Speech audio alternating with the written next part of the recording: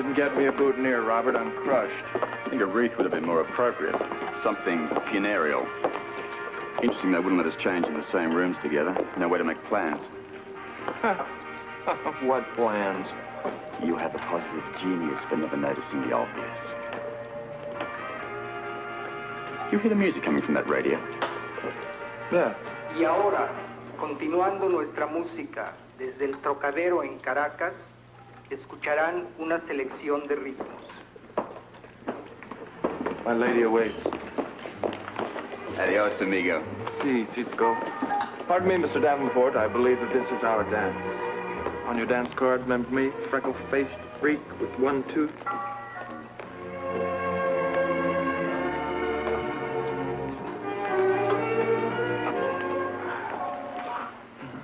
Still close by, I have a plan.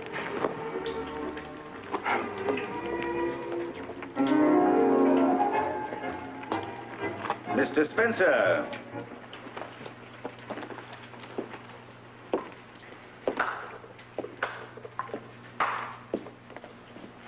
I'm impressed.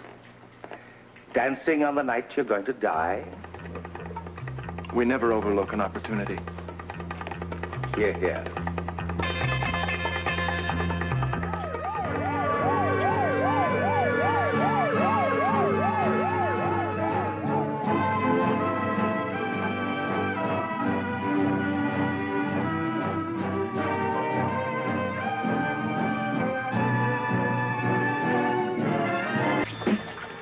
Welcome back, General, and your lady. Your benevolence overwhelms me, Mikos. And you, Victor, with your Tiffany. I'm sorry, brother, if I disappointed you. Thank you for your welcome. Now, this, I'd say, is why this complex was created. Conviviality, gaiety, lovely ladies, handsome gentlemen, reveling in life. Yes, my friends, this promises to be a most rewarding occasion. You built this place primarily for Bacchanalia, then? No, hardly, Mr. Scorpio, although celebration is often in order. No, I would say that this was created so that as future rulers of the world, we may wait in comfort until mankind accepts our perfect universe. Drink up, Mr. Spencer. Enjoy yourself. I'm giving it a shot, sir, but it's difficult. Being from Missouri. Missouri? I don't understand. It's just an expression, because it means our guest isn't convinced. Oh, really? Not convinced of what, may I ask? Well, sir, you speak of a perfect world. I find it a little difficult to perceive a perfect world. I don't know how that's going to work. For instance, who's going to run it? Oh, you see the future rulers all around you. My brother Victor, for example, will be my second in command. Kaluga will be in charge of all military operations. That is to be a militant world. Oh, no, not at all. We will use military force only when it's necessary to convince certain countries that their future lies under my control. You begin to see? Yes. Yes, I see, but whether it's by force or not, we're still talking about ruling the world. The world. Do you think I'd squander my resources on anything less? Probably not. But tell me, what makes you think you could run a perfect world? Oh, not could, Mr. Spencer. Will. I shall rule. Make no mistake about that. That doesn't answer my question, Mr. Cassadine. You know, I admire that. You're direct to the point. I like that. Early training. It will be a good world because I shall so decree. And I assure you my rule will be absolute. And what you're doing in Port Charles, do you consider that a demonstration of your perfect world? Port Charles is merely an example. An example of what? Power, Mr. Scorpio. I see. My understanding is that your concept of power comes from unspeakable suffering. Oh, no, not at all. Port Charles is merely being used as a demonstration. Of your power. Ah, you are adept at following my thinking, Mr. Spencer. I am trying, Mr. Cassadine. Even when one teaches a child, one must point out the consequences of the bad as well as the rewards of the good. Let's assume a small boy is determined to put his hand on a hot stove. You can warn him, of course. You can promise him he'll regret it. But the only effective lesson is Let him do it. He'll learn very quickly that way, and he'll certainly never try it again. Poor Charles is a lesson. An extremely effective one.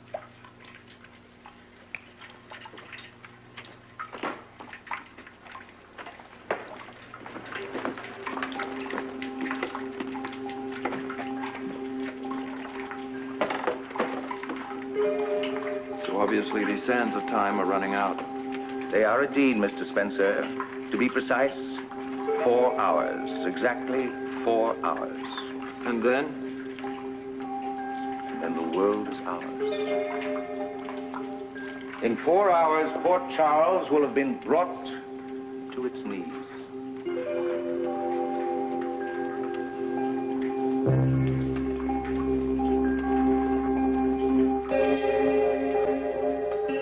Surely all of you can feel the excitement, the wonder of it. Mr. Scorpio, you've traveled extensively. Name a depressed area anywhere in the world, quickly. Sandapur. Ah, very good, Mr. Scorpio. Due north of Calcutta, quite near the Pakistan border. 9 kilometers to be precise. Consider Santipur, if you will. Poverty, disease, starvation, pestilence, aching hunger. And I have the power to end all that forever. Now, do you begin to understand my exhilaration? An end to poverty and disease throughout the world. With snow? I beg your pardon. The lady asked if you intend to change the world with snow, Mr. Cassadine. You're toying with me, Mr. Spencer. The byproducts of carbonic snow are literally fantastic. It takes a superior mind even to imagine them. Remember something, young man. Remember it as long as you live. That shouldn't be difficult. The haves must share with the have-nots. That is the very foundation of my empire. Interesting theory. No, it's not a theory. It's fact. It's also a fact that none of you know anything about have-nots. How many people in this room have ever been hungry? Because he goes too far. No, Victor. Let him have his say. I'm intrigued by the way he thinks. What I think, Mr. Cassadine, is that your dream is going to remain just that, a dream. Unless you convince the have-nots of the world that you have answers for them. And you think I cannot do that? You can't convince me. What makes you think you're going to convince the entire world? Victor's right, Nikos. He should be silenced. How dare he challenge you? Because I enjoy a meeting of minds, Kaluga. So, you doubt me. Doubt seems rampant, Mr. Cassadine. But if it'll make you feel better, I'd be happy to drink to it. Here's to a perfect world, which unfortunately my friends and I will not live to see. You show remarkable poise, Mr. Spencer. Yes, and courage. I'm impressed. It's not so impressive. Courage is a cinch when your life is over. May I go on? Please, go ahead. I have a proposition for you. Be cheap. Call it a dare. Yes, we're eager to hear it. It's very simple. Convince me, Mr. Cassadine. Convince me that you can create a perfect world.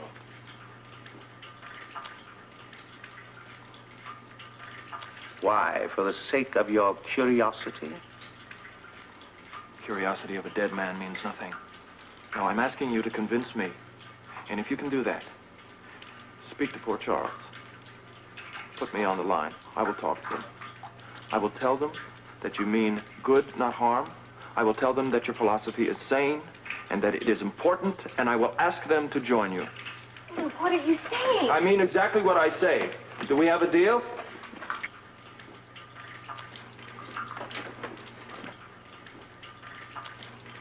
Dinner is served, sir. Thank you, Albert. Shall we? Thank goodness. I'm famished. I say, so am I. You'll find place cards, naturally.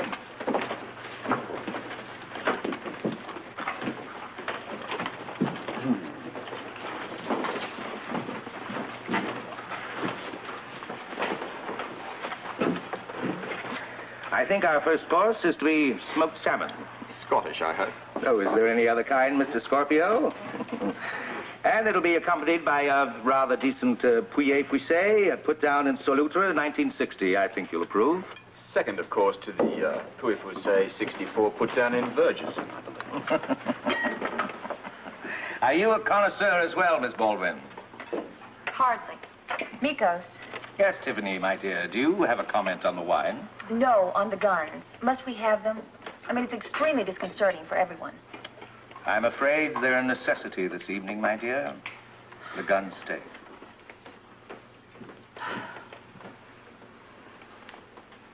Oh, thank you. I do like salmon. Oh, well, then, by all means, eat heartily. It has a distinctly sinister ring to it.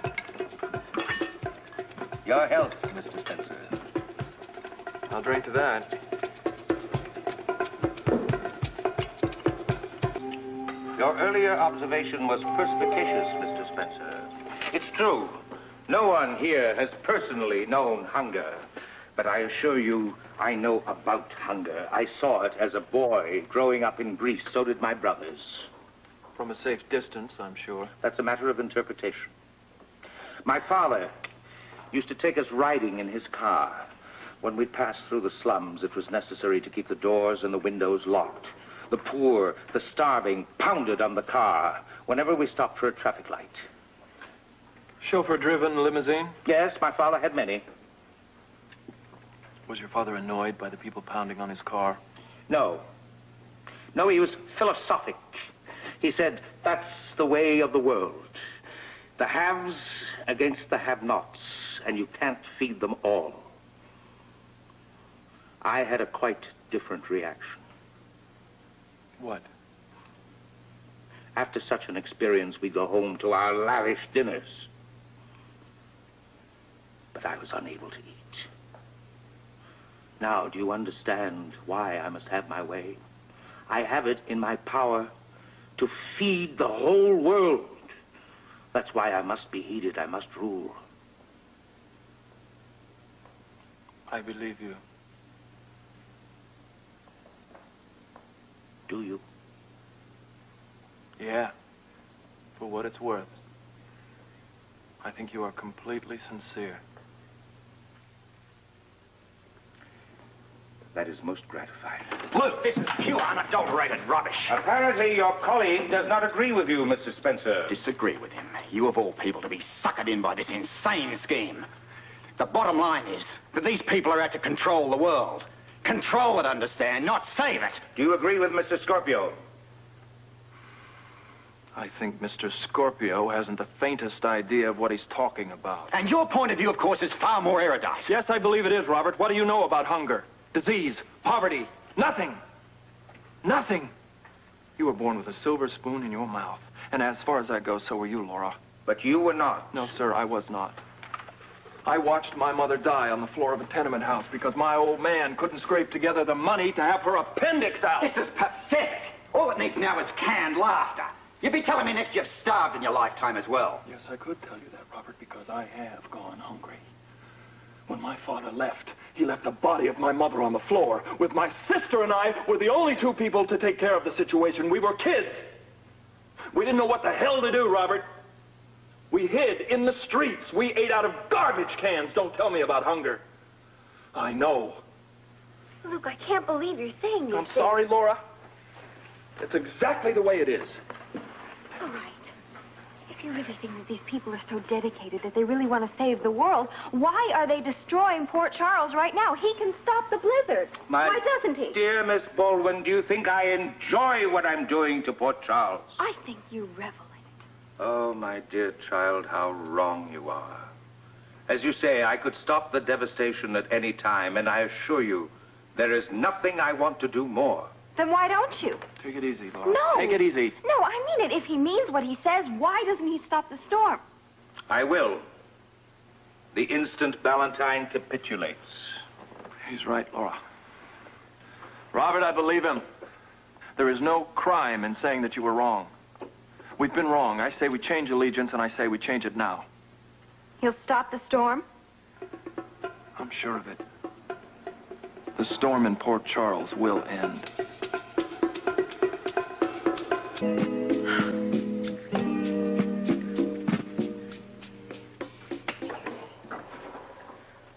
Oh, Victor, it's you. Why? Were you expecting somebody else? Well, hardly, since you're the one that locked me in here. Others might have keys. To my room? Oh, you don't really mean that. What are you really trying to say? Mikos and I had a conversation earlier. A quite pointed conversation. So? He believes that you allowed Robert Scorpio to come into this compound. Why would I do something like that? That is precisely what Mikos asked me to ask you. Victor, I only saw him when I was sunbathing. Come on. Continue. Well, there's nothing more to tell. I mean, I just seen him on the ship. Of course, I just thought he was one of the crew. Then I did see him when he was in with the guard's uniform, but I really didn't think anything about it. And you swear that's the whole story? I warn you, Tiffany, do not lie to me. I am not lying to you. Now, that is the exact truth. The next decision is up to you. I've told you everything I could. Do you understand the future I want for the world? I believe I do. It seems to me that the key is the potential of your ice room. And it also occurs to me that nobody really understands that potential but you. Is that correct? Precisely correct. Oh, people realize that room has the power to destroy the world, but very few are aware of the fact that in that same chilling power lies the secret of healing and curing mankind of all its ills. Do you realize you're the first person, the only person I've talked to in months who's able to grasp the immensity of opportunity I hold in my hands? Allied with me, you will be able to fulfill every dream you ever had, and at the same time make the world a better place in which to live. Yes. Yes, I have only one question. When do we start? Immediately. As soon as Ballantyne capitulates. On the radio, presently. Would you be willing to speak to Ballantyne? Tell him that you now realize I'm a man of vision who wants only good for the world? Oh, sir, it would be an honor. Not only that, I will try my best to convince him that you are absolutely right. Splendid. Yes, splendid. But just a little late, wouldn't you say? Late for what, Robert? For all these pathetic heroics. Time is obviously running out. For all of us. Are you ready, my friend? Only you share my vision, and therefore only you will witness the final step. The final step? When we contact Ballantyne for the last time and determine if Port Charles lives or dies. This way, please. With pleasure. Hold it! These are explosives. They hit the ground, we all blow up. Mr. Spence, Shut up! Put the guns down, on the floor. Now! Now! Here, Cap! All right, everybody move. Over there, quick! I'm very nervous at the moment. Now, one false move and I'll burn a lot of you like steaks at a barbecue. Robert, we've got to get into the control room. Luke's in there. All right. What's today's combination? I asked a question. I want a quick answer. We don't know it. You're lying. You've got to know it. And you better tell us the truth. Okay, let's put this on a strictly selfish basis. And it's the kind of thing you Cassadine jerks understand. Do you have any idea what's going to happen once the World Security Bureau forces get here? There'll be no more polite conversation. No more white flags. No more hands in the air. They're going to blow this place and everybody and everything on it into the mud. Don't you understand? Cassadine has figured out a way to control the weather all around the world. He wants to seize total power by freezing a small city called Port Charles. Don't you understand? You have to help us. No use pleading a cause here, love. Okay, now, my buddy's on the other side of that door. And I don't fancy he's having a great time in there. But you're gonna have an even lesser one if I don't start to get a few answers. Now, today's combination. Somebody must have seen it. Was it you? No, Mr. Cassadine would never let us close enough to see that combination.